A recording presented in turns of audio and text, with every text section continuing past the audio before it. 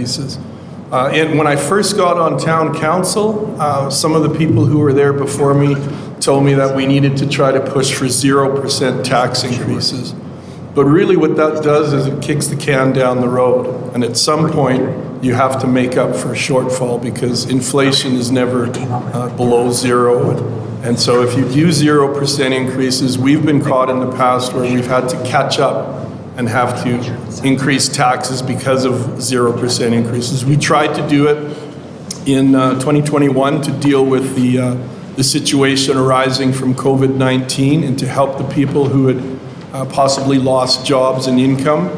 But it's very difficult to do 0% increases because everything is going up, and then we wind up being behind the eight ball and having to look to catch up.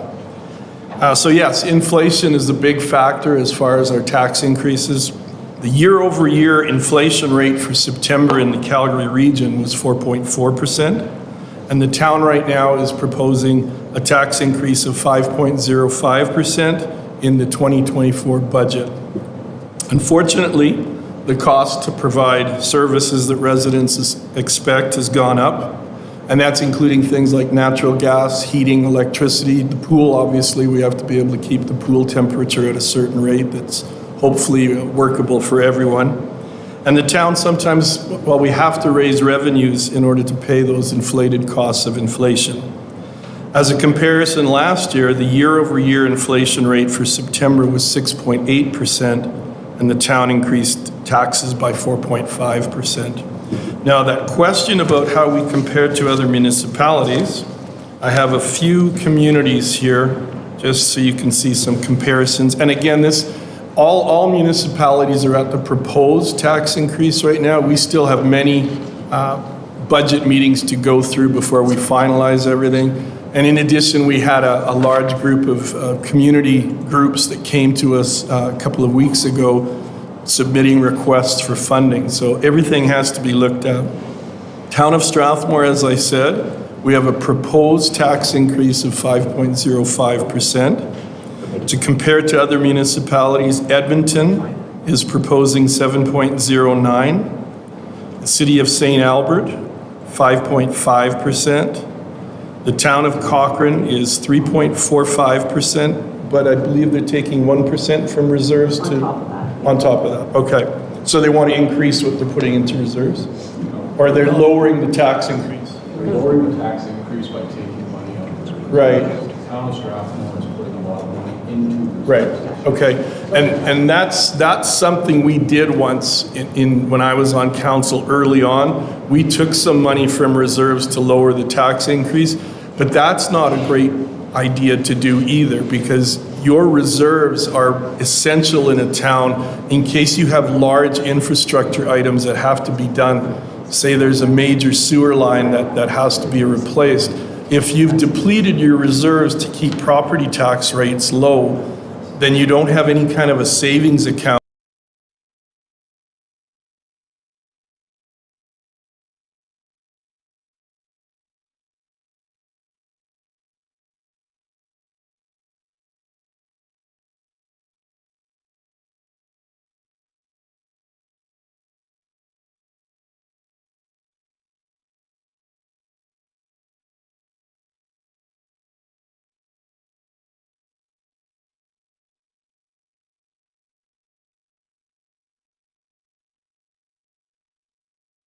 And do you have any questions that deal with that part of it as far as the proposed increase of 5.05%?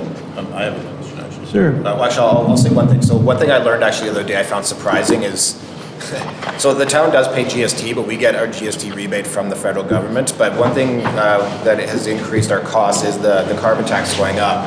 And we actually don't get a rebate, of course, from the federal government for carbon tax. And so carbon tax is one of those things that, thank you very much, Scott. Carbon tax is one of those things that we get, billed from the federal government, and then we do pass on to residents. So it's one of those things where, I don't know if that's being accounted for when the federal government looks at, like kind of the net benefit or the net cost to people of carbon tax. But so part of the increase in costs actually is the carbon tax. And I have a question for administration, please. So this just has to do with, like people's property values in town are fluctuating a lot, lately, usually in an upwards direction. So I had a resident that was concerned about, like, let's say their house value went up, let's say 25%. And then, we're increasing taxes by, like a proposed tax increase of 5%. Can you just talk about, we're not, so that resident wouldn't obviously pay 25% more in taxes and then have a 5% increase on top of that, is that correct?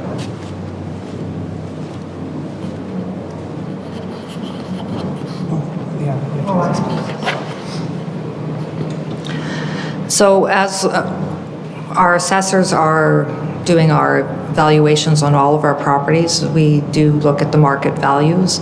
And so if we see a great increase in that style of home within in that business area or residential area, they will see the increase of the 5.05 plus whatever their percentage of the proportionate share is of the overall tax or assessment values. Does that answer your question? Well, so I guess if I could clarify. So if, let's say, somebody was paying, let's say, $2,000 a year in taxes, and their property value goes up, let's say 25%, so that'd be, another $500 essentially that they could be looking at paying if we kept the same tax rate. But we wouldn't actually, expect them to pay 25% more in taxes because their property value went up 25%. Is that correct? I think I'd like to put an article together for you and for our residents to have this posted on our website to explain how our property taxes work and including our increases of when their overall proportionate share goes up. Okay, yeah, that'd be fantastic. Yeah, because I can't do a very good job explaining it, so thank you. So again, as far as our proposed tax increase, Thank you, Your Worship. Just further what Leanna said, I know our comms team is working with finance to develop those pamphlets and videos on our website. okay, thank you. So again, we're looking at a 5.05%. That's the proposed rate right now. There's more meetings to come. And every year, there's usually someone who says something about mayor and council. Just a reminder to everyone watching at home and the audience here, mayor and council all live in Strathmore. So any kind of a property tax increase that comes about, we also have to pay that property tax. So we're never exempt from anything. So we all share whatever burden the tax increase is. And none of us take property tax increases lightly. We really, all as a staff and administration, our administrative team and the finance department has done an amazing job of clarifying things. One of the things I've been the most impressed with Kevin Scoble and Kara in our staff leadership, senior leadership team and the finance department is how clear everything has been made to us. We get the best budget reports and discussions in the last 2 years than I've ever had in the 11 years before that on council. So our finance department, the whole team that's working in that area, they have really, really brought clarity and understanding to us because we're basically lay people. I don't have any kind of finance training, but they're the ones who work hours and hours and they work hard to try to keep the tax. They find ways to cut expenses, they find ways to find efficiencies, and they work really, really hard to try to make sure any property tax increase is something that's reasonable. They also want to try to make it a lot more predictable for people, especially in the business community. If you're running a business and you're facing commercial tax increases, you'd like to have some predictability so that you can budget that into your planning as each year of your business comes up. So I'm just so impressed with our finance department, and as a reminder, we all share the same thing. We all face the tax increases as well. And as I referred back, we did do a 0% tax increase in 2021 just because we knew that so many people were struggling either finding work or having lost a position or having to have their hours cut back due to the COVID restrictions. So we worked really hard, but again, that's 2021 and now we're 2 years later planning for the 2024 budget, and there is a bit of catch-up that sometimes has to be done in addition to the inflation rates that are obviously way more way higher than we would like. So I don't want to present it at all as a doom and gloom. We're just trying to make sure that everything is reasonable. Councillor Peterson?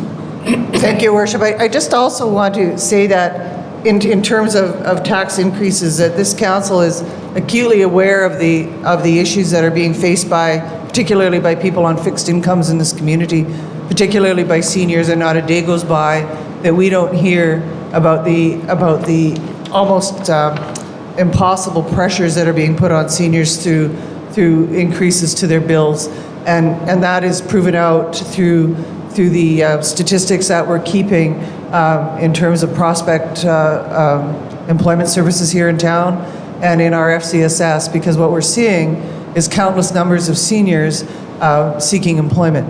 And when I say seniors, I'm saying people that are 75 and over are now actively our greatest portion of people in those two areas, in the prospect employment services, who are seeking employment in this community. So that is a really sobering thought, and it's one that we are very, very much aware of. Thank you, Councillor Peterson. So we'll move on, unless anyone has any questions as far as the tax increase, the proposed one so far? Yes, Terry. At the end of 2022, we had a large operational surplus of $800,000. To me, a big surplus is overtaxation. The next year, like last year, you raised taxes 4%. What happened to that $800,000? Could some of that been used to keep the taxes down? I'm not sure who would be best able to address this as far as an operational surplus. That's separate to a capital surplus. I think Kevin.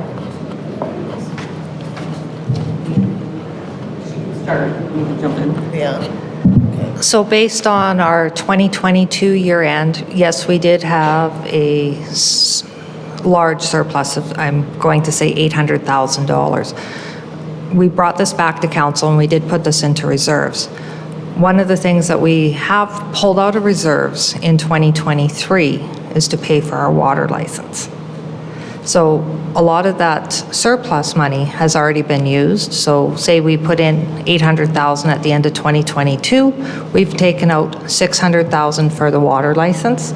And there's been minor adjustments that have happened throughout the 2023 year. And instead of going back to the coffers and asking for more taxes, we have pulled money from reserves. I will be providing council an updated report probably within the next 3 months of all of the reserve balances, the transfers into reserves, and the money coming out of reserves. If I can just weigh in on the water license, Southern Alberta is going to be in a very, very difficult situation in about 25 to 30 years as far as water. We know that the Bow River flow is definitely going down. Glaciers have been receding. So we're all facing a situation where water is going to be a huge, huge thing for my grandchildren. I have 3 grandchildren now who are being raised here in Strathmore. I worry about them into the future as far as water. So what we did as a town is we found a way, an opportunity to buy a water license. And that water license will give us more capacity in the future to be able to draw on. So we are looking into the future as far as making sure there's an adequate water source.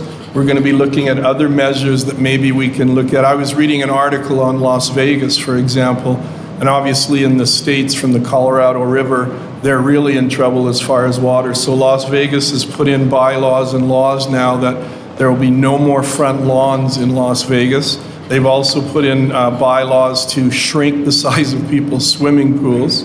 And then the article also went on to talk about the next thing that the state of Nevada is going to be looking at is golf courses. Because golf courses use an incredible amount of water. And it really does not make much sense to be putting drinking water on grass, especially in golf courses. I don't know if they use other sources. But that's why we used some of those operating reserves to buy that water license so that we can look ahead to our children's future as far as making sure there's water for everyone. And we hope to have a water, sorry, Terry, go ahead. Well, the town had a large water license before. What happened to it? Why should you have to buy more now? Are you talking about the Calgary line? That shouldn't have happened. You shouldn't have gave up that water. The water license, yeah.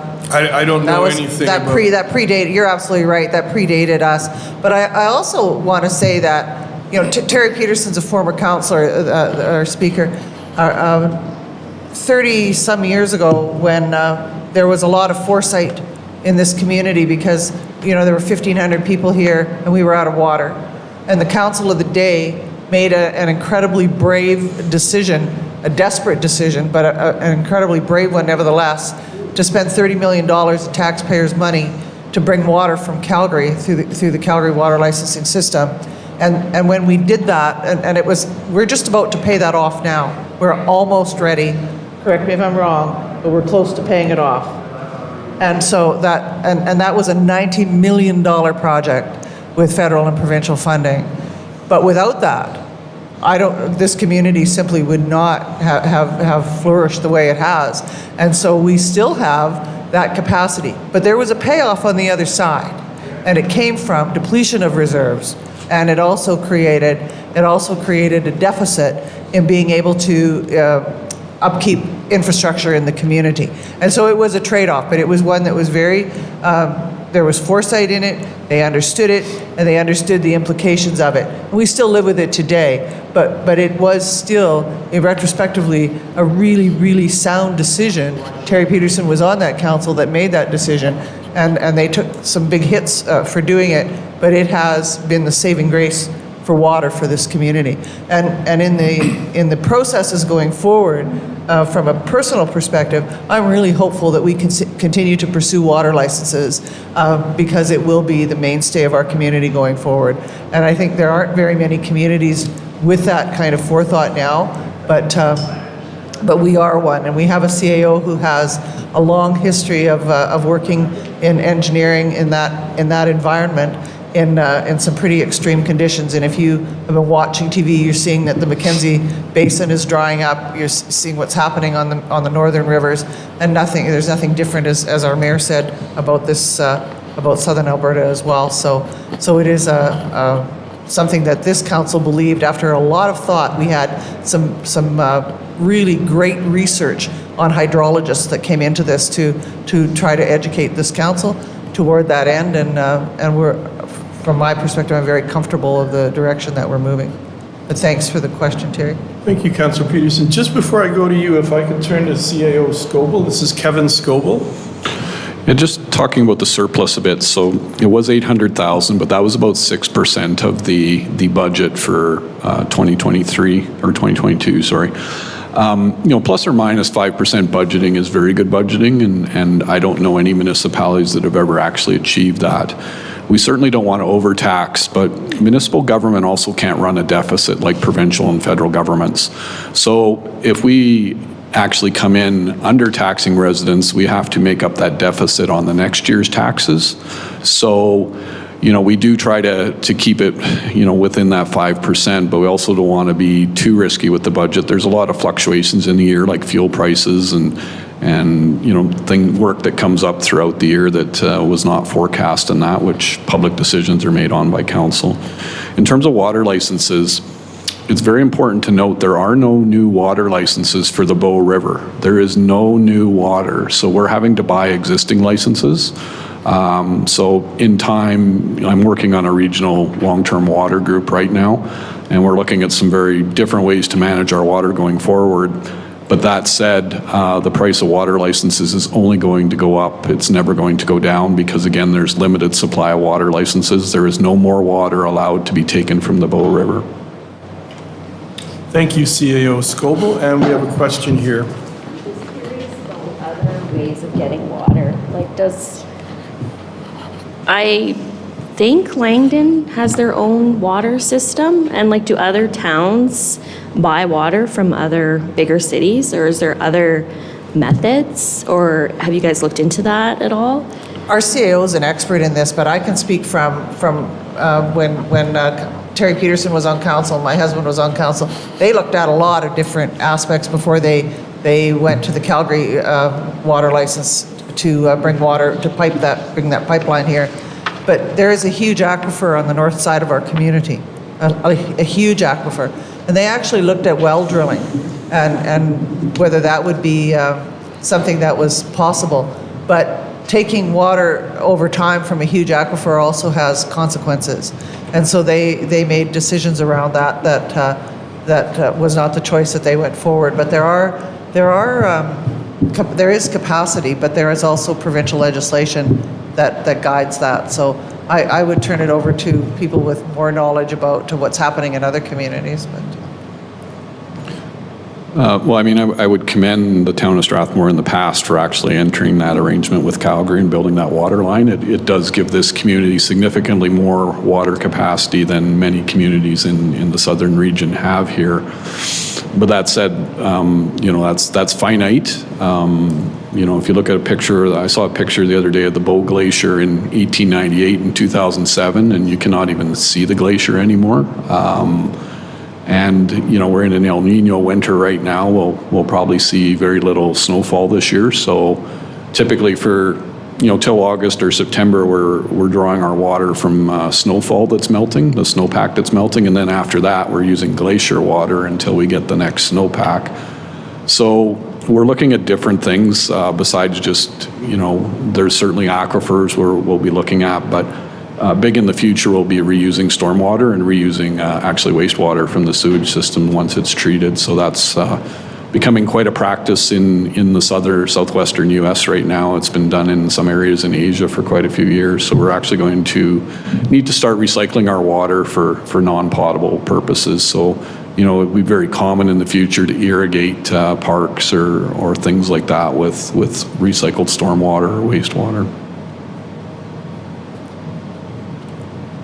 Just to add to the discussion, another portion of the, move it close to my mouth. I'm trying not to scream at everyone this morning. The other factor in this equation is, of course, how much can we reduce our water usage? So also looking at ways that the town and our residents can use less water so that the capacity we do have lasts longer. So it's as with many things, it's not a one size fits all, this is the solution. It's a little bit of everything. We have to source new sources, look at innovative new ways to reuse and recycle the water that we are using, and then also how can we reduce the water that we use so that our the capacity we have lasts longer. So it's deciding on the mix of those kind of three options that we're working on. I'm glad to hear that you're looking at more recycling of the water that we have, because there is water, and I think that a lot of foresight should be put on practices to get more water here rather than buying and trying to be more dependent on other communities. So glad to hear that. Sure, and another thing we've done in the past 13 years is we've worked pretty aggressively at replacing old pipes and infrastructure below the road. So our engineering department, our planning department, operations, we've all been working to improve the pipes that are below many of our old areas, because a lot of them were damaged. Some of them are I think it's clay and then cast iron. So a lot of them had to be replaced. And then if you don't do that, if you don't make that investment, then you're going to have water loss too. That'll go right into the ground, and you're paying for all the water, but you're losing it because of damaged pipes. So we've been really aggressive on trying to replace pipes and bring them back up to today's standards. Another question that will always come up is, for especially people that are my age that live in the community, why don't we resurrect the system of irrigation throughout the community so that we can use non-potable water to water our plants? And that was always a considered option going forward. But with the flows reducing in the rivers, if you live in the county this year, that WID severely restricted the water licensing and the ability to irrigate. So that's something that just is not a viable option going forward. And I, as Councillor Scoble said, we will be looking at ways to use stormwater and recycled wastewater to meet those needs. Thank you, Councillor Peterson. Any other questions that deal with the property tax increase? We've dealt a little bit with operations surpluses and the water situation. Okay, we'll move on to the next question. And the question that Councillor Peterson will be addressing is one that asks this question: is there an appetite to reopen the Strathmore Youth Club? So at this point, there is not. The current youth club is completely leased by the Golden Hills School Division for one of their programs, one of their integrated programs, and there is no discussion right now in council to reopen that. I can tell you that I was involved with youth club initiatives here since 1994. I can tell you all the iterations of youth club over all those years, and I guess if I had to do a summation of my time and involvement with that, I would say that it was an environment where it was incredibly difficult to control funding. And the other part of that was that we were duplicating services throughout. So one of the things that the town has done to mitigate the circumstance of not having an existing space specifically dedicated to youth is that they have worked really hard to integrate their services with existing services. So Trellis Community, which you see now, they have a dedicated building that is on the east side of Holy Trinity of the Catholic school, and they are utilizing that building in many of the capacities that our old youth club used to operate. Our FCSS provides services to youth as well. The Wheatland Society of the Arts, which is sponsored in a small portion by tax dollars, contributes hugely to youth programming throughout the year, and they accommodate hundreds and hundreds of youth. The Strathmore Motor Products Center, the swimming pool, the skate park, and the community ice rinks, the outdoor ice rinks, are just some more examples of coordinated efforts on the part of the town to enhance services to youth. So that is where we're at now, is making sure that opportunities for youth exist in this community and that there are lots of them. It's always good to recognize that 25% of our budget is dedicated to recreation, and a lot of that is dedicated to youth. So at this time, there is no further discussion on having a dedicated youth club. Right, I'm the lucky one that gets to answer the next question on our list today. And first, I'd like to recognize Staff Sergeant Wilgosh from the RCMP for being here, taking time out of his schedule to be here with us today. And I'm recognizing him because my question is about the RCMP. And the question is, why is the town budgeting for increased RCMP costs? How does increases to the RCMP cost of living impact the town's budget? So one thing that I'm not sure that a lot of residents are aware of is that while our town's population is under 15,000, and we're currently sitting at 14,339, the town pays 70% of the policing costs, and the federal government covers the other 30%. But should Strathmore's population exceed 15,000 at the next federal census in 2026, and we anticipate it will, it's only another 600 and some odd folks, then the town becomes responsible for 90% of the policing costs. So for this reason, we've established a policing reserve to help adjust to the increase that we're expecting to have in policing costs in the next few years. And that's to help it's to provide predictability for residents so that when this change happens, because I do anticipate that we will exceed 15,000 probably sooner than we even think. What we don't want to have happen is all of a sudden have our bills go from here to here and we didn't plan for any of it. All of a sudden our bill has increased and we didn't put any money away, and that could result in a tax impact, a rather significant tax impact to the residents. So by planning for this early and putting some money away in our back pocket for this, knowing that change is coming, we're helping to have predictable tax increases for residents as we go. And then furthermore, the town is also planning for the next round of collective bargaining for the RCMP.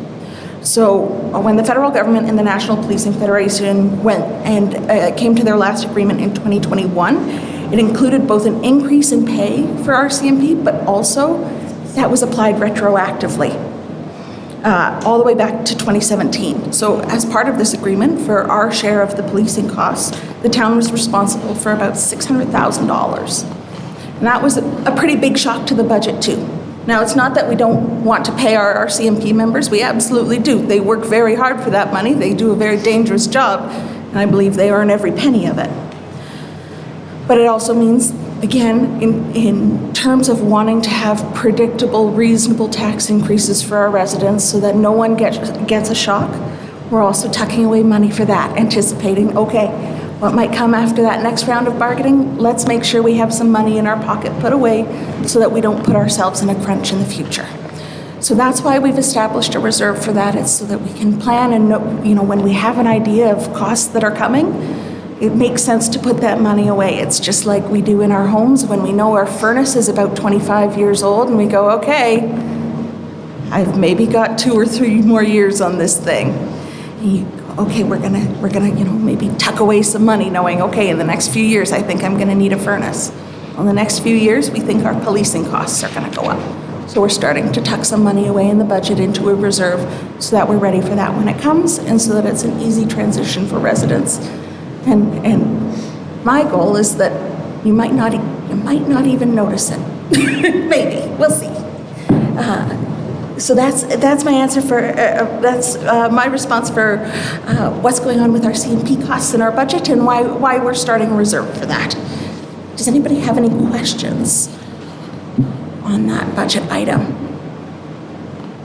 No? Okay, I'll turn it back over to Mr. Mayor. Thank you. The only other thing I would add as far as RCMP costs go, when the federal government, when the Liberal government was negotiating with the RCMP, they never allowed a forum for all the towns and cities across Canada to have any say or be at the negotiating table.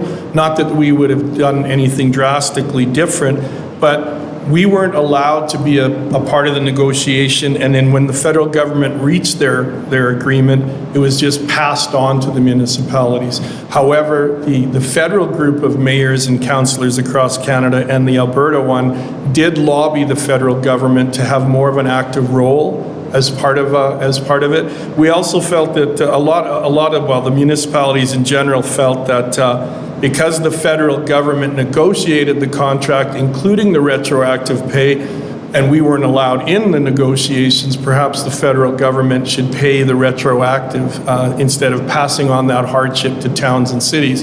That did not work. So we've had to be prepared for that retroactive part of the agreement, which was $600,000. And then we're getting ready for that funding formula change when we hit 15,000. And it doesn't take effect until the official federal census. So we have a bit of time before we have to be ready, and that's why we're looking at building up a reserve for that.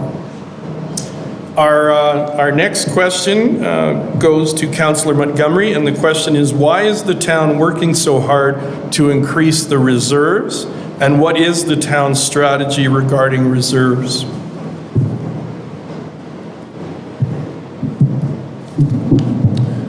Yeah, thank you very much for that question. I'm not going to say too much on it just because we've already touched on it quite a bit. As has been mentioned, our reserves have depleted. Like, they've basically been on a downward trajectory up until probably a couple years ago. They were on a fairly steep downward trajectory just due to a number of spending obligations that the town had, whether it was kind of infrastructure or other sort of projects. And so at this point, as much as has been mentioned, as much as we hate it, we do recognize that it's important to have savings and to put money aside for rainy day or for other sort of either replacing infrastructure or even just as the town grows, we need new infrastructure.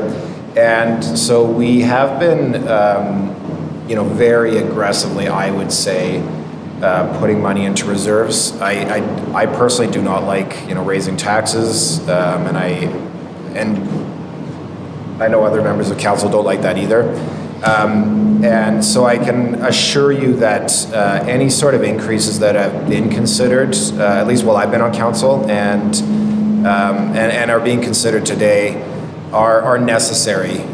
We're playing catch up in a number of ways, whether it's just building the reserves or even just funding future liabilities that are at this point not fully funded. So it's just prudent financial planning that we're doing,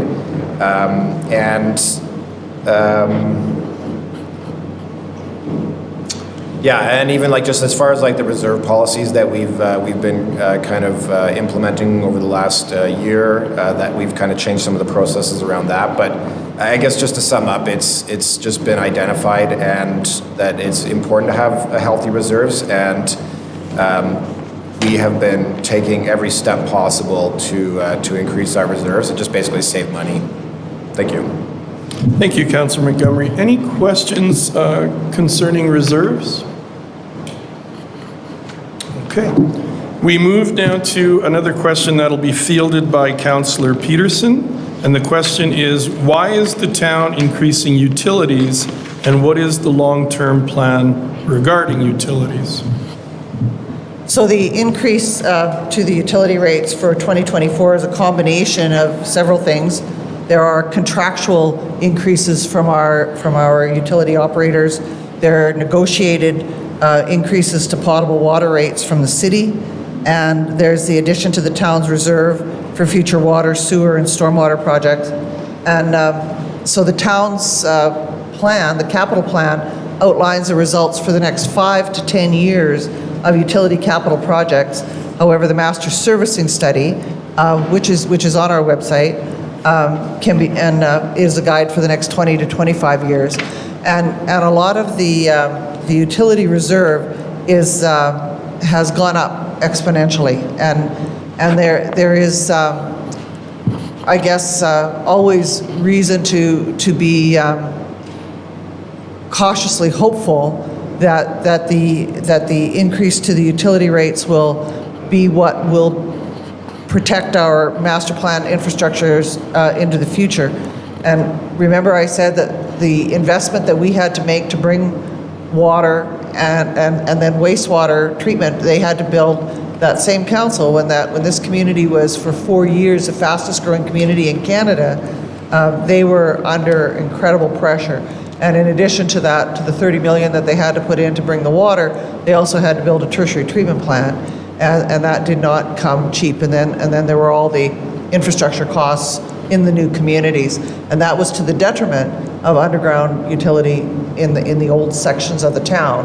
And it cost, so there is an estimate that there's probably $225 million worth of work, and that's conservative, for infrastructure work in that downtown. So the hope is that going into the future in the master servicing plan, that those increases to those utility rates will be what sustains us over time. I think Jamie Dugdale is here. He's the director in that area, and every time this comes up in council, when I look over to him, and he's extraordinarily competent, I think everything that he's in charge of is old, breaking, or broken, and so he has an incredible responsibility, and future planning is paramount in this area in our community. Yeah, go ahead. Sure, I've got it up there. Thanks.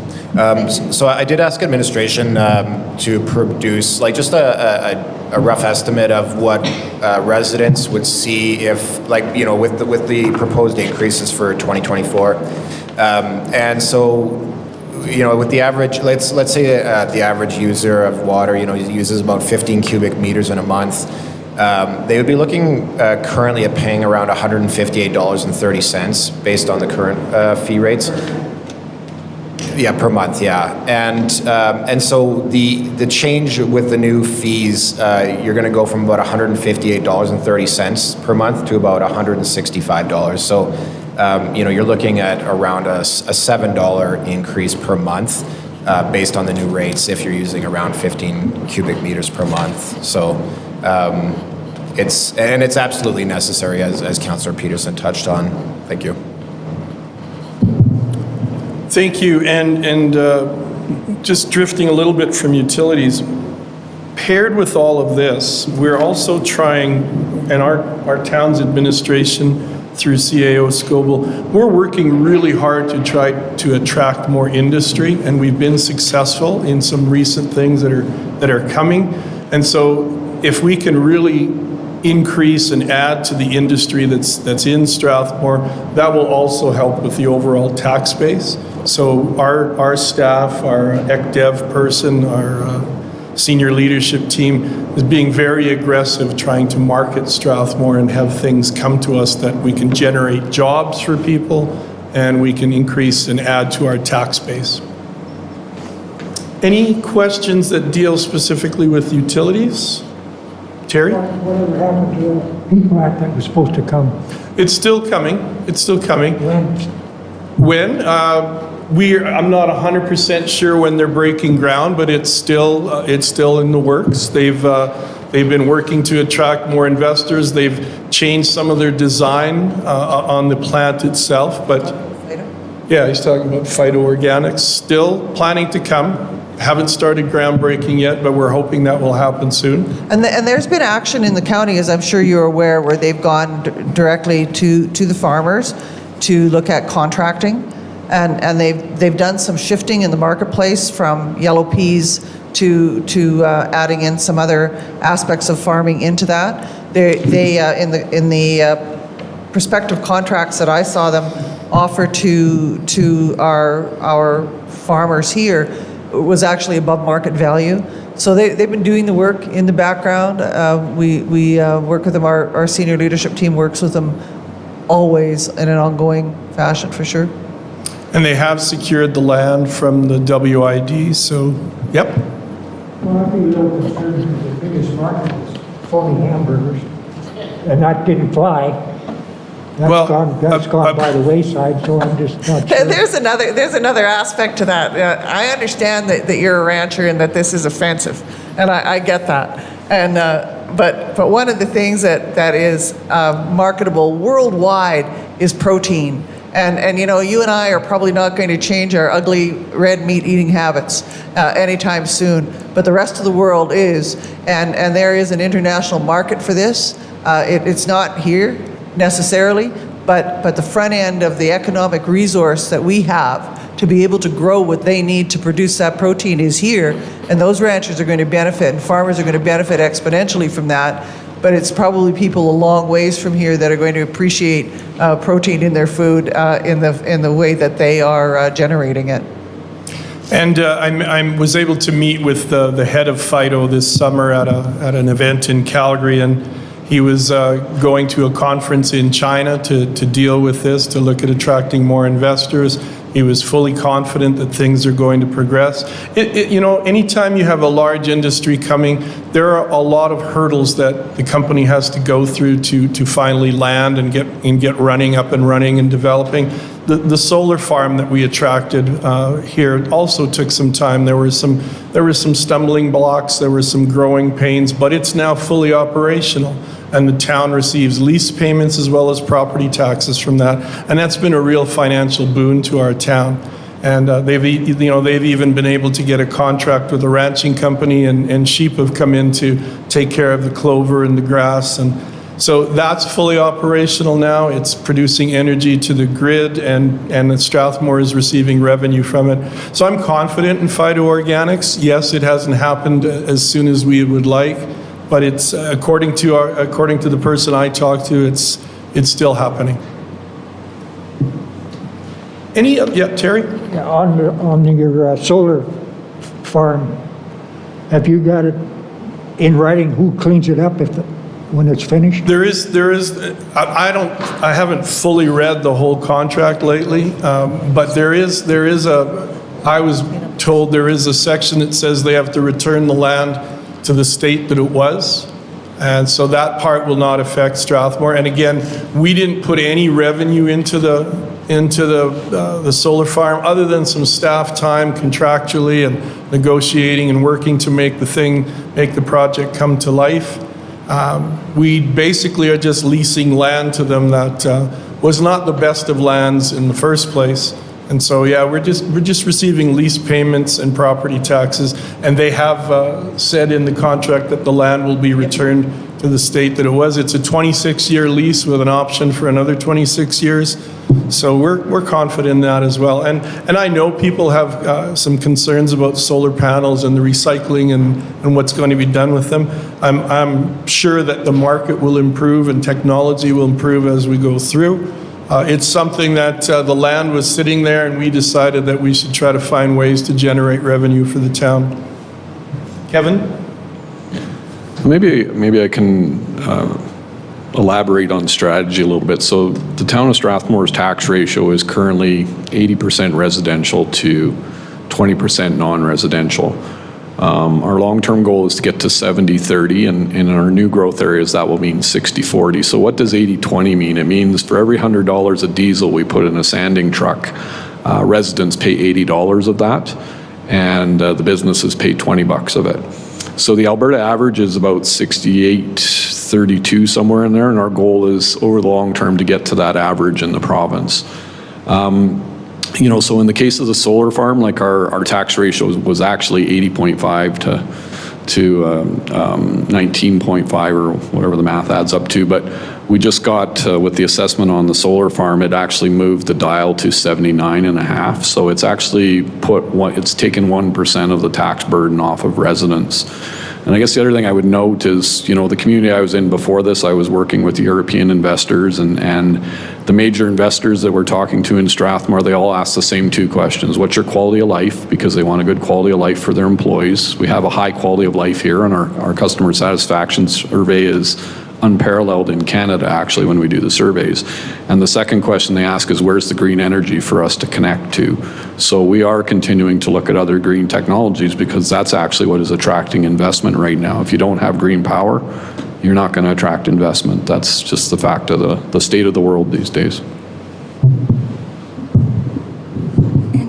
And just to add one more tiny aspect to this, there is a legal obligation for the company that owns the solar farm to clean it up at the end of its life. So there is a legal obligation there too. It's not just, it's in the contract as well, but it's also a legal obligation. So we do, I do have full confidence that someone will, you know, that someone will be there to take responsibility for it. And one thing that heartens me is, in terms of contamination and potential contamination of the land, a solar farm is realistically quite a low risk.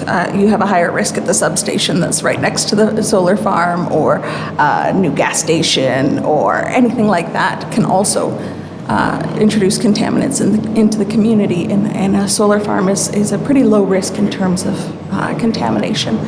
It's just removing things above ground, a little bit below ground, and returning it to its use as agriculture. So I have confidence that in the future, when that comes to be, and how many of our decades that might be, because we do expect quite a long lifespan for that development, that there will be assurances that it will be cleaned up. Thank you. Terry? De Havilland coming to the county, is that going to bring any business to Strathmore? The de Havilland project? Well, there are plenty of opportunities for offshoot suppliers, parts builders, parts suppliers. That could happen. What it will do is, what it will do is it'll bring a lot of homes to Strathmore. Now, that being said, homes alone is not necessarily the best thing for a community, because you have to provide all the services for that without any of the taxation revenue you could get. But there will be opportunities for other industries, and we'll see into the future. I think our CAO might be able to address that better than me. So are you working on trying to find some of them? Oh, yeah. So on the de Havilland file, it will create a housing demand in Strathmore, and we believe we're working, so we met with de Havilland last week, we meet with them regularly. So they're a very good corporate citizen, but you know, if we're building a bunch of homes here and we're not getting taxation revenue from de Havilland, that means more demand for pools, more demand for libraries, more demand for arenas, more wear and tear. It requires more water and sewer pipes, wear and tear on the roads. So, you know, there's many different ways to solve those issues, but, and we're having, I would say, very productive conversations with de Havilland. They're an upstanding company, and we're having a lot of long-term discussions with them, both on the business side of it, but also on supporting our community if there's an increased housing demand and new houses being built in Strathmore as a result of their operations. So I guess a short answer is, yeah, we would love to try to attract some of the spin-off industries, but we'll have to just see into the future how that materializes, what opportunities we have. But it will be a real boon for the entire area for sure, that de Havilland, it's coming in phases, and it's going to take a little while, but it's going to be something that's really great for the county, for the town, for all residents nearby. One of the things that we really think of a lot when we do strategic planning is, you know, what are the advantages that this community brings? And when we did our rebranding and a few years back, the visionary process was around rural reimagined. So we believe that this community has aspects that no other community in Canada has. And just to elaborate on that, we have this incredibly rich irrigation-based rural community that has a vibrant urban process and culture. And as our CEO stated, the satisfaction rates that people consistently evidence here are amazing. And then we are on major roadways. So we sit on the number 1 highway, on the Trans-Canada Highway, with access to both the number 9, the 817, and the 21. So we sit in this really, really well-positioned place, and then you have de Havilland bringing in an airport, a transport airport.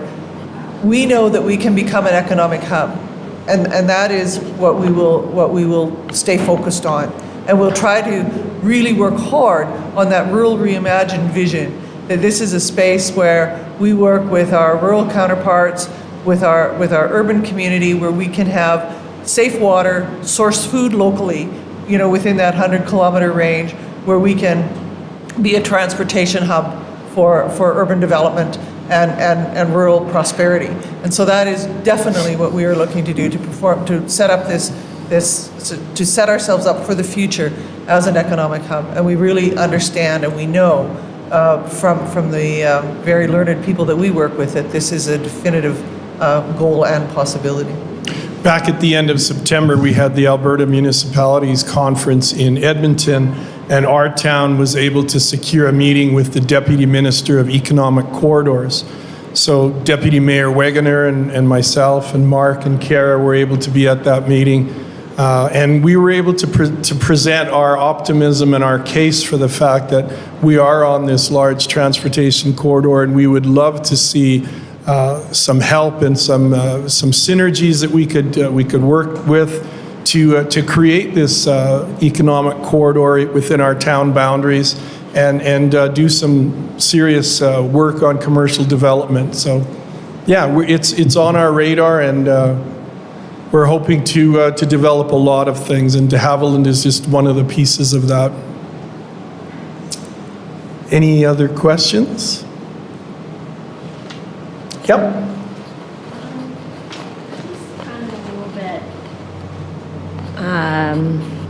Curious about the comment about bringing homes in is actually, like, the tax base from that doesn't sustain the roadways and like everything.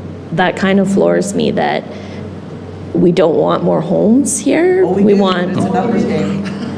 No, but you want the balance, right? And we want to move that dial, like if we can get to 70/30, that means residents are only putting $70 of diesel in that tank instead of the 80 that you are currently. But we want to do that through organic growth of business. We don't want to tax our existing businesses higher.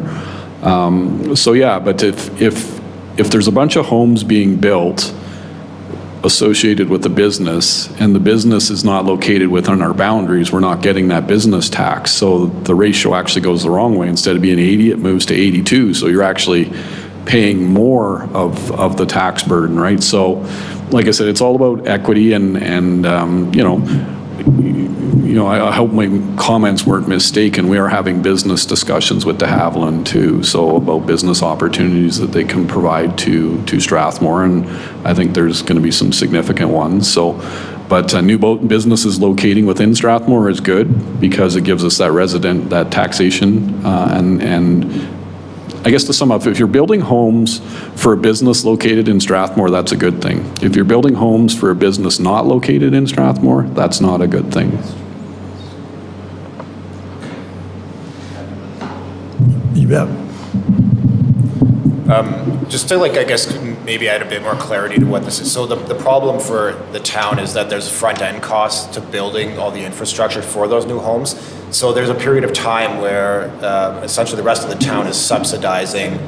We're subsidizing all the infrastructure that goes into that new neighborhood. So, essentially if a business is located in town, at least they're contributing, towards some of those front end costs. If it's outside the town, then we're all just paying, and sooner or later it does catch up to where, the residents are paying for, all the roads and all that other stuff, but it's just those front end costs that it takes time, for that new neighborhood basically to fill in, and then, they're all paying taxes, and then to cover the initial cost of front end costs of the infrastructure, that's where we're kind of losing money. And so we want to find the balance between, getting businesses, to help pay for some of that front end cost essentially. And the builders don't take care of the actual infrastructure when they're building the neighborhoods?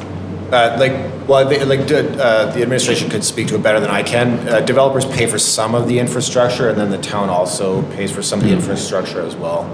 So we have off-site levies for roads, water, wastewater, and storm. So an off-site levy is the capital cost to build the infrastructure.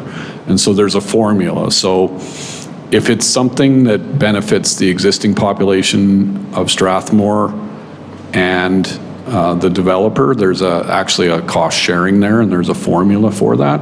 If it's something that only benefits the developer, then the developer has to pay for that infrastructure. So, when we, if we're building a big new sewer main, because we have to upsize or it's at end of life, the developers pay the growth portion of that, and the town pays the existing capacity used portion of that. So depending on where it is in town and what it is, there's different formulas that are used for roads, water, wastewater, and stormwater as well. Good question. Any further questions on the budget and all things budget? Any other questions while you're here? Things going on that you may want to know about? How long is this wall out there where viewers is how long is it? Well, it's in the construction phase now. I see it's all marked off as far as roadways and sidewalks inside. I don't know the exact time, but it's definitely coming. We, as you've seen, we have the traffic lights functioning now. So the project is going ahead, and it's going further. And I think, they're trying to get their outside work done and their building shell done before the winter, and then through the winter they can work on the inside. So, it may not look like much is happening through the winter if winter actually comes here, but, through the winter they'll be working on the interior stuff, so they'll be busy. Well, I remember the sign would always say spring of 2022, so they're on target for that, I think. Yeah, I wouldn't be too concerned. It's we've met with the builder, the owner developer, and there were some delays that they couldn't. They were unpreventable that they couldn't deal with. So that's all behind them now. The weather's been cooperating, and I think you've seen some of the buildings couple of the buildings are complete so they can do interior work now. But it is coming.